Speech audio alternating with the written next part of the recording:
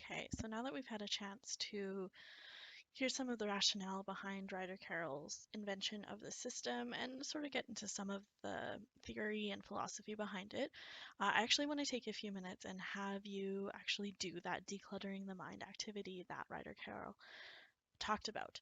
So, all you need to get started is one piece of paper, more pieces of paper if you have a lot of things in your mental inventory, but one piece of paper will do.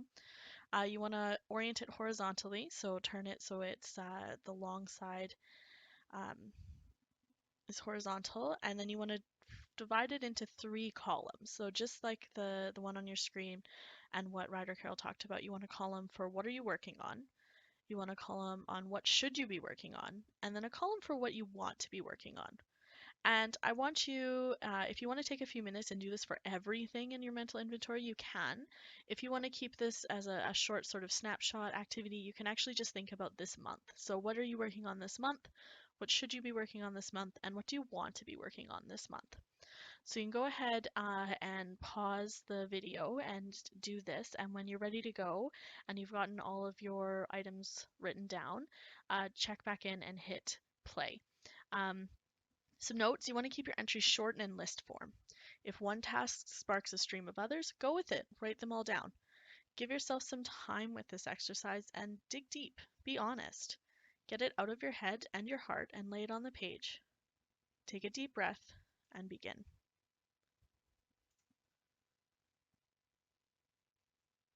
Okay, so welcome back. You've had a chance to do your mental inventory. You've written down everything, whether you've done it for a week or a month or you've just done an entire mental inventory. We're going to head to the next step. So the next step is to evaluate. The mental inventory we just did of all the tasks you're working on provide a picture of how you're investing your time and your energy, the choices you're making. The next step is to think a little deeper about if those choices are worth it. So go ahead and go down your list of each task. You don't need to dive down into an existential rabbit hole, just ask yourself 2 questions. Does it matter? So to you, to someone else, to someone you love, and is it vital? Think rent, taxes, student loans, things related to your job. If the answer is yes to either or both, then you keep it. If the answer is no, it's a distraction and you can cross it right out. Tip, if you struggle to answer these questions about a given item, ask yourself what would happen if said item just didn't get done, ever. Would there be any real repercussions? Any item that doesn't pass that test is a distraction. It adds little to no value to your life. Cross it off. So I'll give you a few minutes to do that. You can go ahead and pause the video.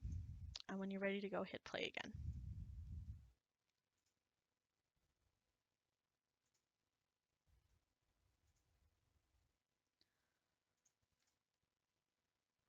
Okay, so now that you've done this activity, not only do you have a list of, as Ryder Carroll discussed in that video, the things that you want to do that you can really dive into and start making into actionable goals, it also gets you into the mindset for bullet journaling. It really starts you thinking about what am I writing down, why am I capturing it, and is it important? So this activity is one that I like to do periodically just to sort of get a grasp, even when I'm using a bullet journal, of what's going on in my life and how I'm managing my tasks. It's not one that's sort of embedded within the system as one you do periodically, but I think it can be really helpful. And it really was just a chance to sort of look at everything you're doing and get us into the right mindset.